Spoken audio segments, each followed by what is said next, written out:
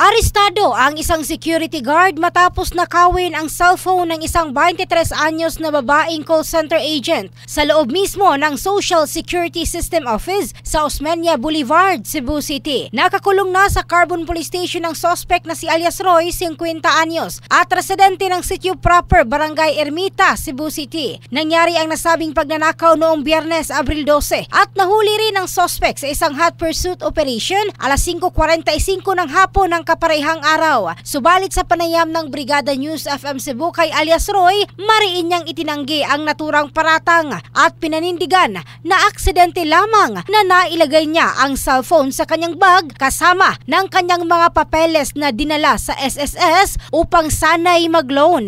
Aniya, pag-uwi niya sa bahay, doon na lang niya napansin na may cellphone pala sa loob ng kanyang bag, ngunit imbes na isole, binenta niya ito sa halagang 1,400 pesos. Napag-alaman na ang naturang cellphone ay nagkakahalaga ng 24,000 pesos. In the heart of changing lives, ito si Michelle Craste ng Brigada News Philippines, the Music News Authority.